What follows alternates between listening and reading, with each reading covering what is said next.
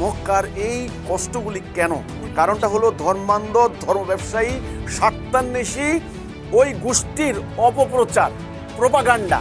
তারা বানিয়ে বানিয়ে বানিয়ে বানিয়ে রাসূলের এই মহান লক্ষ্যের বিরুদ্ধে, এই মিশনের বিরুদ্ধে তারা পুরো এলাকা খেপিয়ে তুলেছে, পুরো মানুষকে তারা উত্তেজিত করে দিয়েছে, কারণ তাদের স্বার্থে আঘাত দিয়েছে।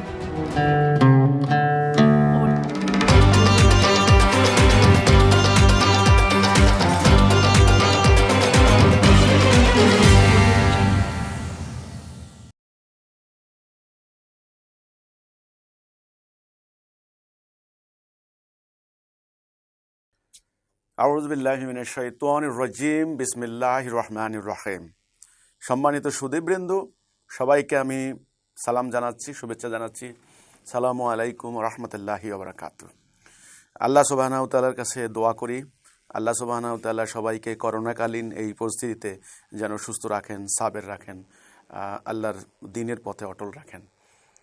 তো আমি আজকের যে পর্বে কথা বলবো সেটা হচ্ছে আমাদের নবী করিম সাল্লাল্লাহু আলাইহি সাল্লাম মক্কার 13 বৎসর জীবনে তিনি তাওহীদের দিকে যাদেরকে ডাক দিলেন, সেই আরবের মানুষদেরকে, তাদের মধ্যে কেন প্রতিক্রিয়া হলো, কী জন্যে তারা প্রতিক্রিয়া জানালো, কী জন্যে তারা প্রতিবাদ করলো, বিক্ষোভ করলো, তারা অত্যাচার করলো রাসূলের উপরে, কেন করলো, করার তো কোনো কথা ছিল না। কারণ ব্যক্তিগতভাবে তো নবী করিম সাল্লাল্লাহু আলাইহি সাল্লাম সজ্জন ছিলেন, পরোপকারী ছিলেন, সমাজের কল্যাণকামী মানুষ ছিলেন, এবং ওনার পরিবার খুব সম্মানিত পরিবার, মক্কার অভিজাত বিখ্যাত কুরাইশ বংশের বনু হাশিম গোত্র, কাবার মুতওয়াল্লি পরিবার।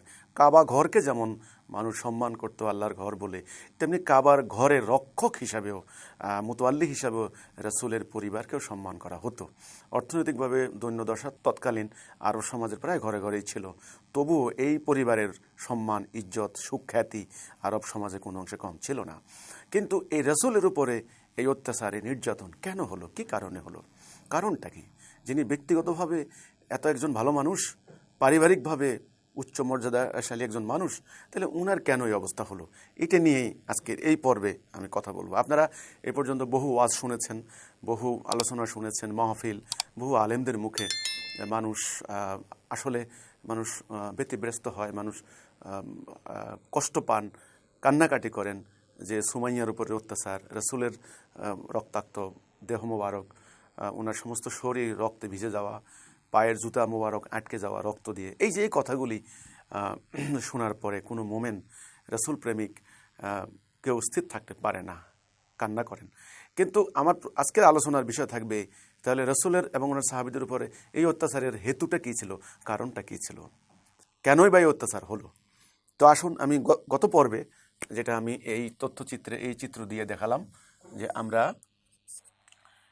রাসূলুল্লাহর নবুয়তি জীবন, এখানে আমরা বললাম 23 বছর, স্বয়ং মহানবী নিজে তিনি আন্দোলন শুরু করলেন 23 বছর। এখন এই 23 বছরের মধ্যে আমরা দুভাগ করতে পারি, এটা হলো মদিনা, এটা হলো মক্কা। 40 বছর বয়সে তিনি নবুয়ত শুরু করলেন, তাওহীদের উপরে, তাওহীদের দিকে ডাক দিলেন, শুরু হলো সংগ্রাম। এখন এই মক্কার এই জীবন, মক্কার এই জীবনে গত পর্বে আমি কথা বলেছিলাম, ওই মক্কার মানুষদের ধর্মীয় অবস্থা, আল্লাহ বিশ্বাস করত, তারা দেখলো লা ইলাহা ইল্লাল্লাহর এই ঘোষণার অর্থ হচ্ছে এখন থেকে এই সমাজ অন্য কারো কথাই চলবে না, এই সমাজ চলবে আল্লাহর হুকুম মোতাবেক। আর আল্লাহ সুবহানাহু ওয়া তাআলা হচ্ছেন সমস্ত ন্যায়ের, হকের উৎস। তিনি সমস্ত মানুষ তিনি সৃষ্টি করেছেন। আমাদের কাছে সাদা কালো, ধনী নির্ধন পার্থক্য করি আমরা, অহংকার, মানুষের বর্ণে বর্ণে ভেদাভেদ, কিন্তু আল্লাহর কাছে ন্যায় অন্যায়ের পার্থক্য খালি। আল্লাহর কাছে কে সাদা, কে কালো, কে ধনী, কে দরিদ্র, কে কুরাইশ বংশ, কে হলো অন্য বংশ দেখার বিষয় না। আল্লাহ তিনি সৃষ্টি করেছেন সমস্ত মানুষ, এই জন্য তার হুকুম মানে হচ্ছে ন্যায়ের শাসন, সুবিচার, ভারসাম্যপূর্ণ জীবন। তার হুকুম মানি অন্যায়ের বিরুদ্ধে কথা। আল্লাহর হুকুম চলা মানে হচ্ছে সমাজে এখন থেকে আর অন্যায় চলবে না। এই জিনিসটা মার্ক করলো, মানে পর্যবেক্ষণ করলো, দেখলো মক্কার ধর্মগুরুরা। ওই ধর্মগুরুদের লিডার ছিল আবু জাহেল। এই আবু জাহেল নামটা কে দিয়েছে? এটা তার একটা, আপনি বলতে পারেন, লকব। এটা নাম দিয়েছে কিন্তু মোমেনরা। নবী করিম সাল্লাল্লাহু আলাইহি ওয়াসাল্লাম বলছেন আবু জাহেল, আর কাফেররা ওর নাম দিয়েছে আবুল হাকাম, জ্ঞানীদের পিতা। যেমন আজকালকার আমরা বলি আল্লামা, সাধারণ যারা আলেম হন তাদেরকে শুধু সাধারণ আলেমের জায়গায় রাখেন না, মহাজ্ঞানী, হাই স্কলার, ইংরেজিতে বলতে পারেন হাই স্কলার, আল্লামা আবুল হাকাম। কিন্তু তার অরিজিনাল নাম ছিল কিন্তু আমর ইবনে হিশাম। এটা শুধু তার আবু জাহেলের নাম, অরিজিনাল নাম আমর ইবনে হিশাম। আর জাহেলরা বলতো, মানে হলো কাফেররা বলতো আবুল হাকাম, আমাদের আলেম, আমাদের মহাজ্ঞানী। তো এরা এই তাওহীদের এই ঘোষণা শোনার সাথে সাথে এরা উঠে পড়ে লাগলো রাসূলুল্লাহর বিরুদ্ধে। সর্বনাশ, এই লোক যদি ইমানের এই কথা বলে আর সাধারণ মানুষ যদি মুক্তির এই সন্ধান পায়, তাওহীদের উপরে ঐক্যবদ্ধ হয়ে যায়, তবে আমাদের এতদিনকার চলে আসা ধর্মের নামে বেশাতি বন্ধ হয়ে যাবে। শুরু করলো এবার অপপ্রচার, প্রোপাগান্ডা, মিথ্যা, পাড়ায় পাড়ায়, মহল্লায় মহল্লায়, গোত্রে গোত্রে গিয়ে গিয়ে শুরু করলো। ওই যে হজের টাইমে, তখন তো বৎসরে একবার হজ হতো, ওরা তৎকালীন আরবের মধ্যে সবচেয়ে বড় আনুষ্ঠানিকতা। সারা আরব থেকে, বিভিন্ন গোত্র থেকে হাজার হাজার মানুষ এসে জমায়েত হতো।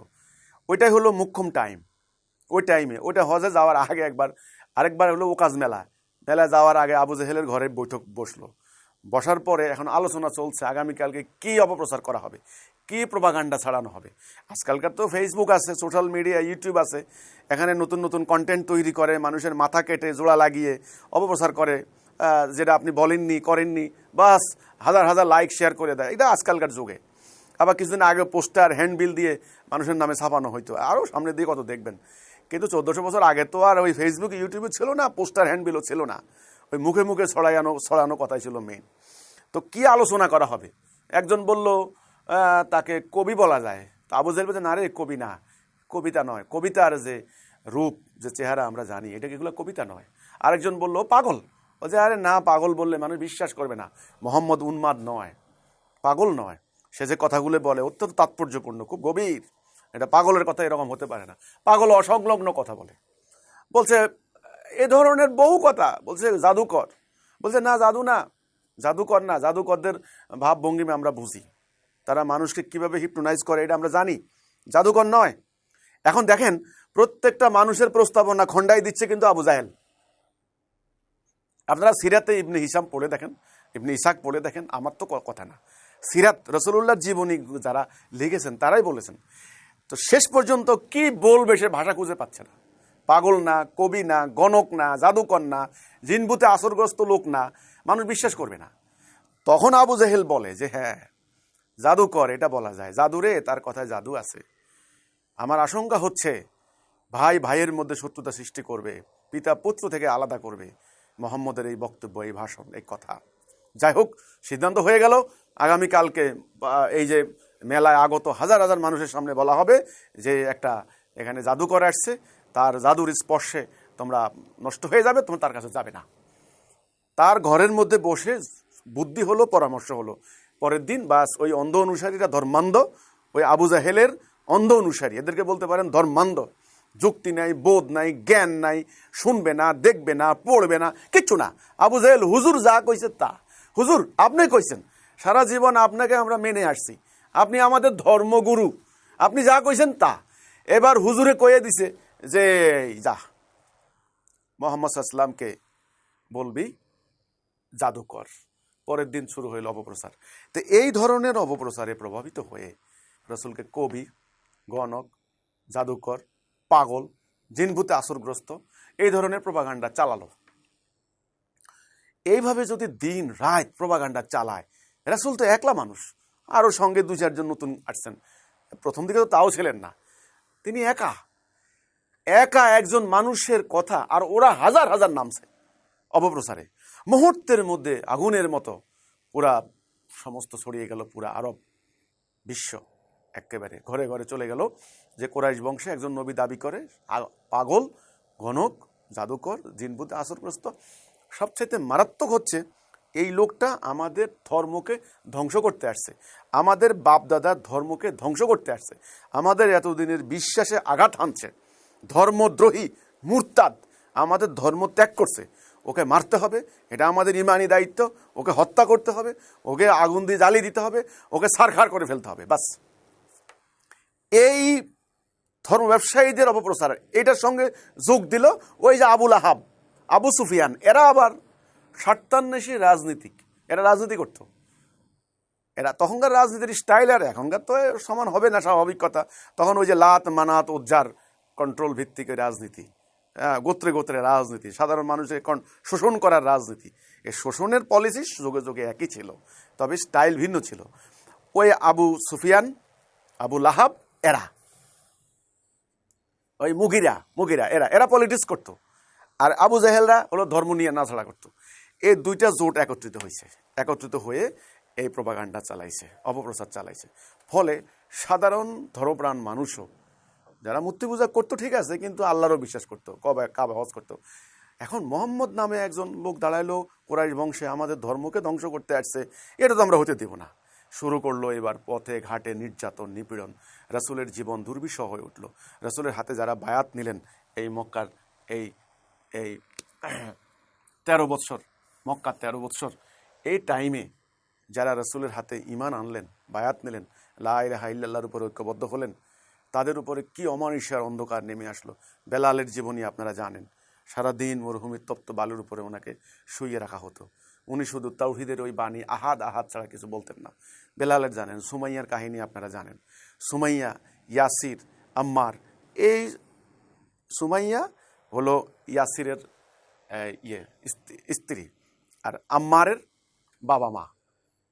এই আম্মারকে অজ্ঞান করে ফেলছে মারতে মারতে, পানিতে চুবিয়ে জিজ্ঞাসা করতো, বল মোহাম্মদ ঠিক না আমাদের হবল দেবতা ঠিক। এরকম অত্যাচার করেছে। আর সুমাইয়াকে তো একেবারে উটের পায়ের সঙ্গে তাদের পা বেঁধে দিয়ে দুই দিকে উট দাবলে দিয়েছে, একেবারে টুকরা টুকরা করে ফেলেছে। এই ইতিহাস আপনারা জানেন। খব্বাবের উপরে, খোবাইবের উপরে, এই সমস্ত সাহাবীদের উপরে কি নির্যাতন হয়েছে, স্বয়ং রাসূলের উপরে তায়েফের ময়দানে কি হয়েছে সেটা আপনারা জানেন। এগুলো আমি বর্ণনা দিতে গেলে কলেবর অনেক বৃদ্ধি হয়ে যাবে, মানে অনেক ভাষণ বক্তব্য অনেক লম্বা হয়ে যাবে, দেখার সময় পাবেন না। আপনারা জানেন সেগুলি। সবচেয়ে মর্মান্তিক, সবচেয়ে ভয়াবহ যেটা হয়েছে সেটা হলো শিয়াবে আবু তালিবে 3.5 বছরের বন্দিখানায়। সেখানে মানে গাছের, মরুভূমির কাঁটাযুক্ত গাছ খেয়ে মুখের ঘা হয়ে গিয়েছিল তাদের।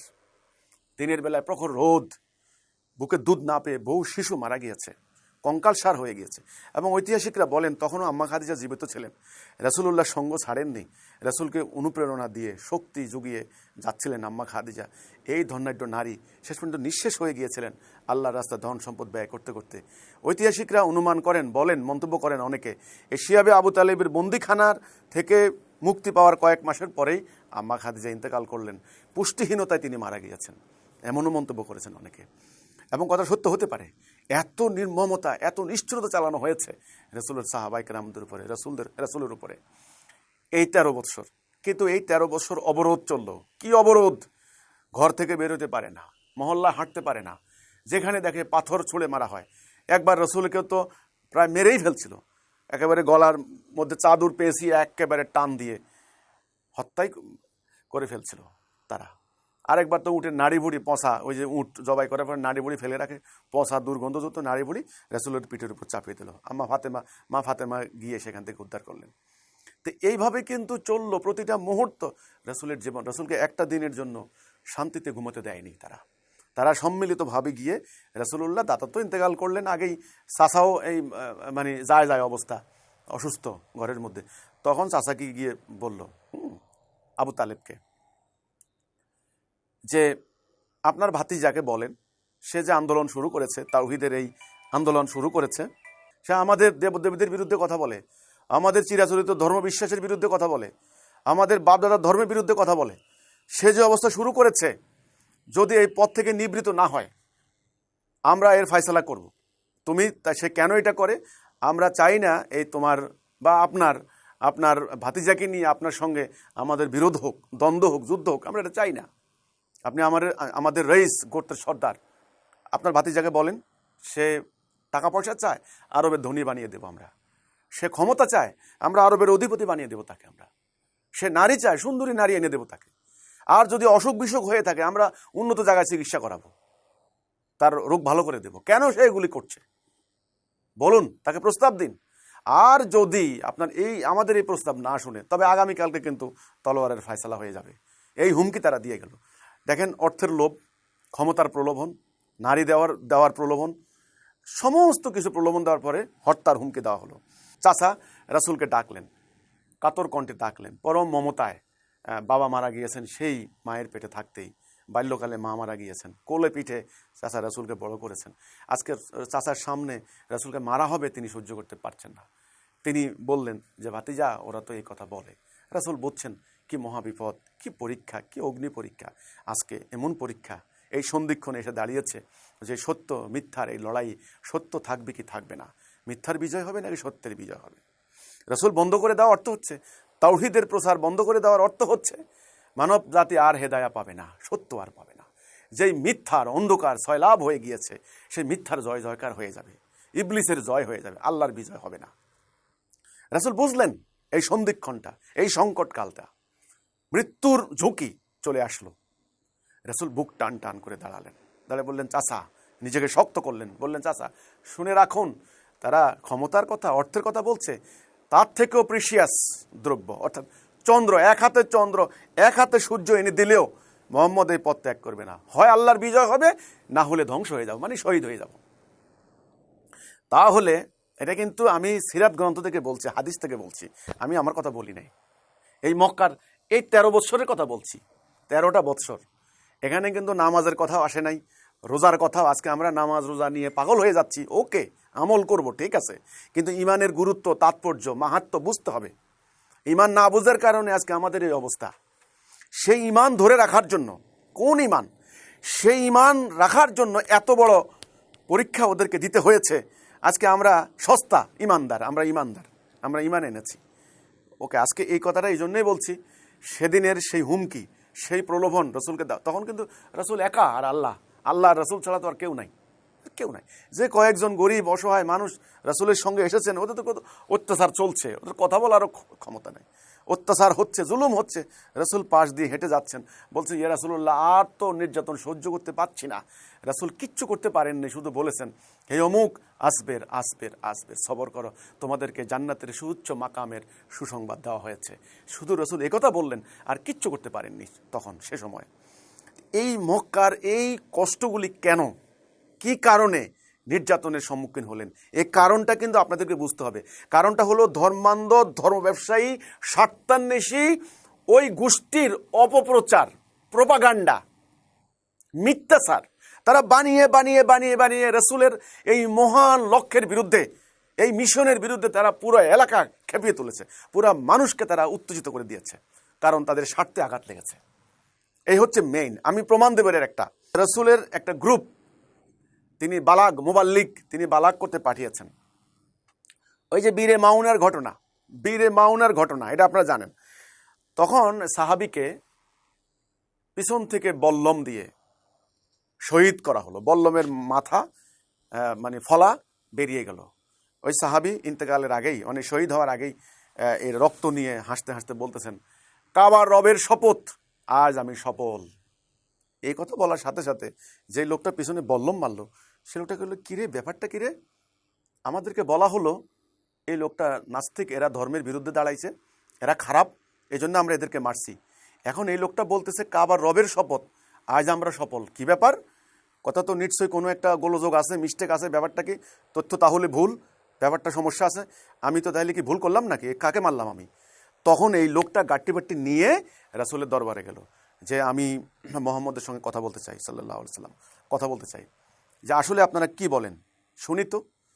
তখন রাসূলের বক্তব্য শোনার পরে তিনি হতবাক হয়ে গেলেন, বললেন, আমি একই শুনলাম, আমি তো শুনলাম আপনারা ধর্মের বিরুদ্ধে দাঁড়িয়েছেন, এজন্য আমরা হত্যা করলাম।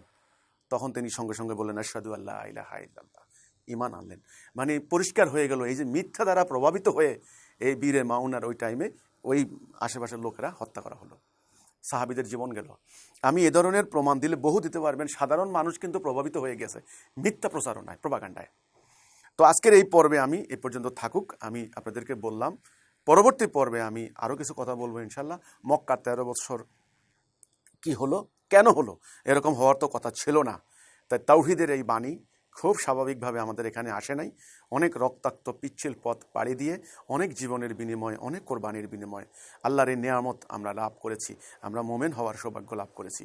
সেই পূর্ববর্তী আওয়ালিন সাহাবিদের, জলিল কদর সাহাবিদের রক্তের বিনিময়ে আমাদের নবী করিম সাল্লাল্লাহু আলাইহি সাল্লামের অক্লান্ত ত্যাগ, কোরবানি, রক্তের বিনিময়ে আমরা এই মহাসত্যের সন্ধান লাভ করেছি, আলহামদুলিল্লাহ। তো আমি আগামী পর্বে ইনশাল্লাহ মক্কি জীবনের বাকি পরবর্তী কিছু বিষয় আলোচনা করে আমাদের মক্কি জীবনের আলোচনাটা শেষ করবো ইনশাল্লাহ। ততক্ষণ পর্যন্ত সবাইকে আল্লাহ সুস্থ রাখুন, ভালো রাখুন, আল্লাহ দিনের পথে অটল রাখুন, এই দোয়া করি। আল্লাহ হাফেজ। সালামু আলাইকুম ওয়া রাহমাতুল্লাহি ওয়া বারাকাতুহু।